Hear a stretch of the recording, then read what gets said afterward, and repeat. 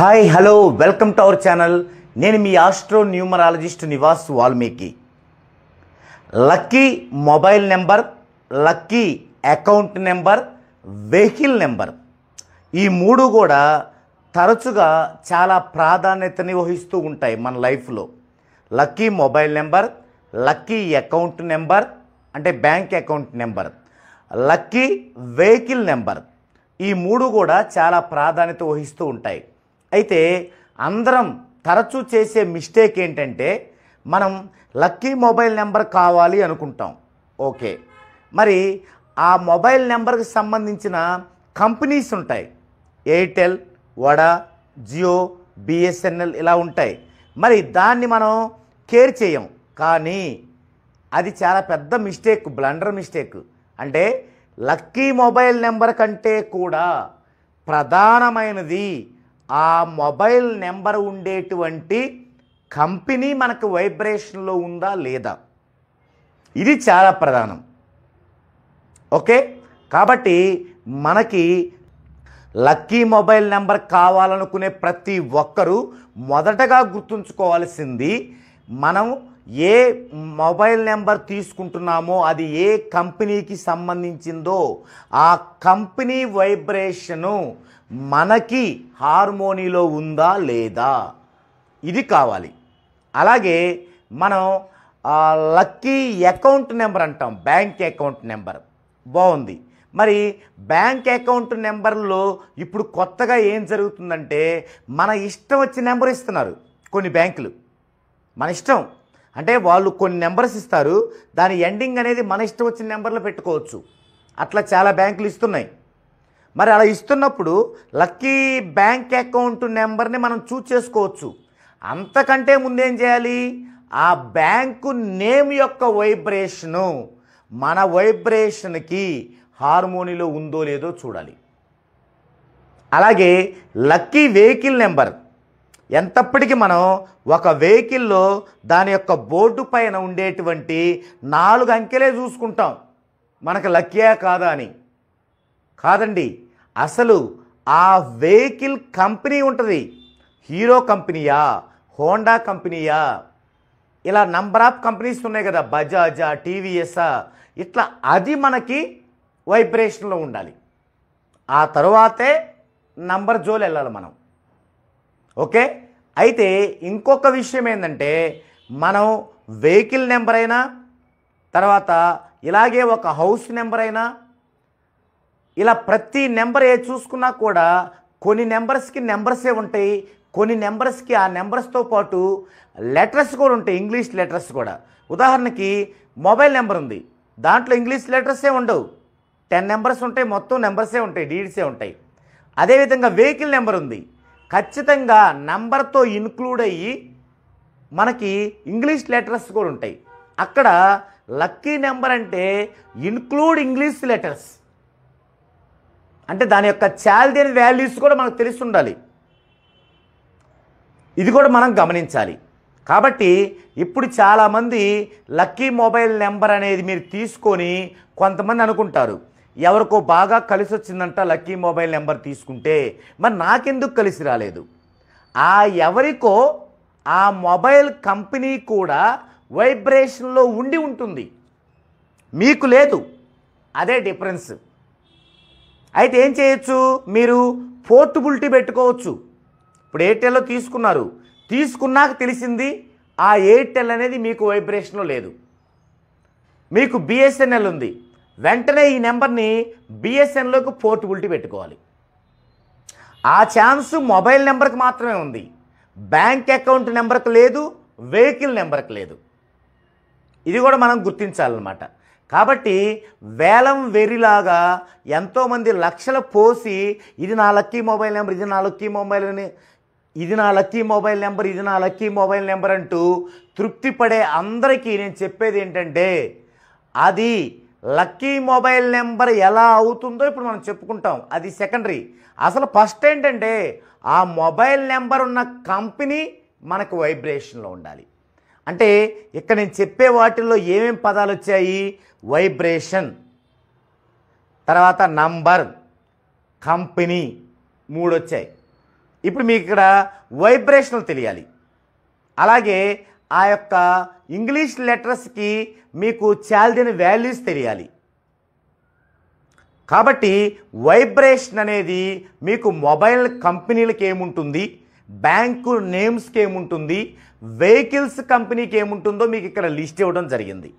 ఈ లిస్ట్ని కనుక మీరు నోట్ చేసుకున్నట్లయితే ఇది మొబైల్ నెంబర్కి సంబంధించి పనికొస్తుంది, అలాగే బ్యాంక్ అకౌంట్కి సంబంధించి పనికొస్తుంది, వెహికల్కి సంబంధించి కూడా పనికొస్తుంది.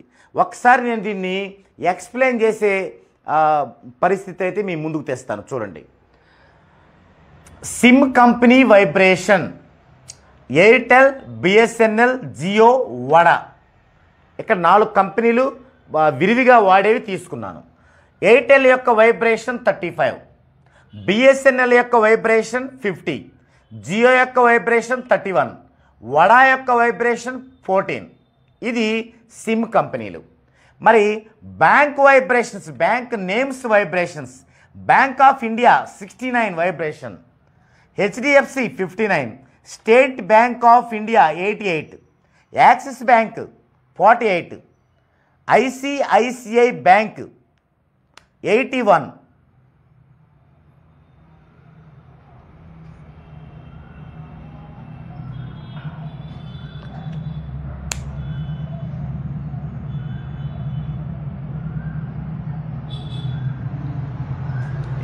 చెరిపోయింది. రైటా తప్ప అది?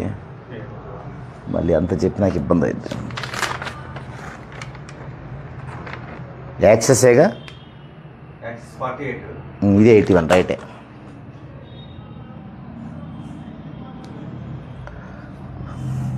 ICICI bank 81, central bank of India 99, Punjab national bank 66, bank of Baroda 76, Kotak Mahindra bank 85, union bank of India 96. ఇవి బ్యాంక్ నేమ్స్, అంటే కొన్ని ఎక్కువగా వాడేవి ఇచ్చాను. తర్వాత బైక్ యొక్క వైబ్రేషన్స్, బైక్ నేమ్స్ కంపెనీలు, Hero 35, Honda SP 50, Honda CB 53, TVS 36, Yamaha 15, Bajaj 12, Royal Enfield 56. ఇవి వెహికల్కి సంబంధించి. ఇక ఇవి కాకుండా మనకేం కావాలి అంటే చాల్దియన్లో టేబుల్ కావాలి మీకు. 1 2 3 4 5 6 7 8 వరకే ఉంటాయి వాల్యూస్, 9కి నో వాల్యూస్.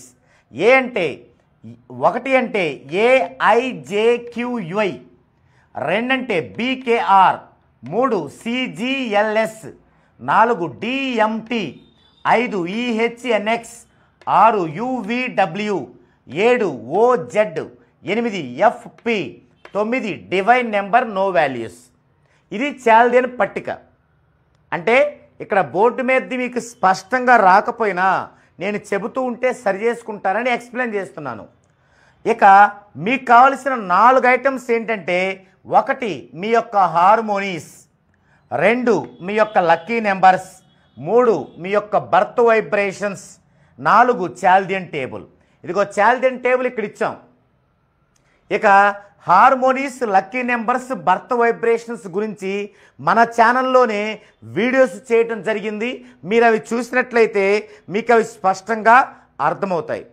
ఇవి సో ఈ యొక్క పట్టిక టేబుల్స్ మీ దగ్గర ఉంటే అప్పుడు మీరు ఏ బండి మాకు వైబ్రేషన్లో ఉంటుంది, ఆ బండికి ఏ నెంబర్ బాగుంటుంది, ఏ మొబైల్ కంపెనీ నాకు వైబ్రేషన్లో ఉంది, ఆ మొబైల్ కంపెనీ యొక్క ఏ నెంబర్ నాకు సూటబుల్గా ఉంది, లక్కీగా ఉంది, అలాగే ఏ బ్యాంక్ యొక్క నేమ్ నాకు వైబ్రేషన్లో ఉంది, అప్పుడు ఆ బ్యాంక్ యొక్క నెంబర్ ఎలా తీసుకోవాలి.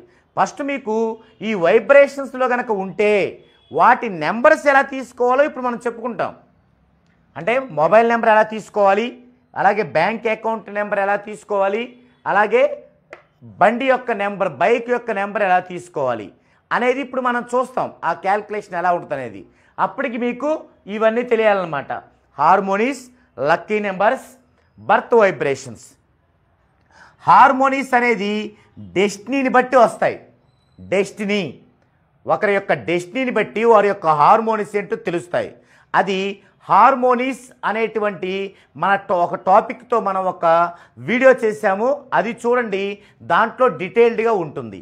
అలాగే లక్కీ నెంబర్స్ అంటే ఒకవైపు బర్త్ వైబ్రేషన్స్, ఒకవైపు హార్మోనీస్, రెండు కలిపి మనం లక్కీ నెంబర్స్ని తయారు చేసుకుంటాం. అవి ఎలా తయారు చేసుకుంటాము అనేది ఆ వీడియో ఉంటుంది, వీడియో చూడండి, మీకు స్పష్టంగా అర్థమవుతుంది. Next birth vibrations. బర్త్ వైబ్రేషన్స్ని మనం ఎలా తీసుకోవాలి అది కూడా మీకు ఒక వీడియో ఉంటుంది, దానిలో చూడండి. ఈ 3 చూస్తే అందులో మీకు పూర్తిగా ఎడ్యుకేట్ అవుతారు, నో డౌట్. ఇక చాల్దియన్ టేబుల్ ఇక్కడ ఉండనే ఉంది. సో వీటి ద్వారా మనం ఇప్పుడు వాటిని ఎలా చూడాలి. అంతకంటే ముందు అసలు ఎందుకు ఈ యొక్క mobile number, bank account number, vehicle number అంటే ఒక మనిషికి నేమ్ అనేది 14 డైమెన్షన్లో ఉండాలి అనేది మనం చెబుతూ వచ్చాము. దాదాపు అందరికి అది సుస్పష్టంగా అర్థమైంది, ఎడ్యుకేట్ అయ్యారు దానిలో. ఎందుకు 9 నవగ్రహాలు, 5 పంచభూతాలు వెరసి 14 డైమెన్షన్స్లో నేమ్ ఉన్నప్పుడే అది మంచి గ్రోత్లోకి వెళ్తుంది లైఫ్. ఓకే, అయితే అంతకంటే ముందు ఒక మనిషికి అతని లైఫ్లో బాగుండటానికి నేముతో పాటు ఇంకా చాలా అంశాలు చూడాలి. అవి కూడా 14 ఉంటాయి. 9 నవగ్రహాలు, 5 పంచభూతాలు. అవేంటి? ఫస్ట్ నేమ్, తర్వాత స్కూల్ చదివే ప్లేసు, ఏ ఊరిలో స్కూలు, ఏ ఊరిలో కాలేజీ, తర్వాత జాబ్, బిజినెస్ ఏ ఊరిలో చేస్తున్నాం, అలాగే mobile, account number, vehicle number ఇప్పుడు చెప్పుకోబోయే టాపిక్, తర్వాత house number, marriage date, life partner యొక్క డేట్ ఆఫ్ బర్త్, చిల్డ్రన్స్ యొక్క డేట్ ఆఫ్ బర్త్, ఇవి ఎలా ఉంటాయి మొత్తం కలిపి ఈ 9 పార్ట్స్ కూడా చాలా విలువైనవి. తర్వాత హెల్త్, ఆరోగ్యం, బాధ్యతలు, ఆస్తులు షేర్ చేయటం, సర్వీస్ మోటివేషను, చిరకాల లక్ష్యం, ఈ 5 కూడా పంచభూతాలు. ఇవన్నీ కలిపితేనే మనిషి యొక్క పరిపూర్ణమైన లైఫ్. ఆ పరిపూర్ణమైన లైఫ్లోని మెయిన్ అంశమైన నేముని 14 డైమెన్షన్స్లో ఉండి తీరాల్సిందే. తర్వాత ఇందులో ఒక అంశమైనటువంటి mobile, lucky mobile number, lucky account number, lucky vehicle నెంబర్ని ఇప్పుడు మనం చూస్తున్నాం. ఓకే, ఇప్పుడు నెక్స్ట్ వీడియోలో ఈ యొక్క నెంబర్స్ని మనం ఎలా డీకోడ్ చేసుకోవాలి, ఈ యొక్క కంపెనీలని మనం వైబ్రేషన్ అవుతుందో లేదో ఎలా చూసుకోవాలి అనేది పరిశీలనగా చూద్దామండి. ఇది ఈ వీడియోలో కంటెంట్. నెక్స్ట్ వీడియోలో దీని యొక్క కంటిన్యూషన్ కంటెంట్తో మరలా కలుద్దామండి.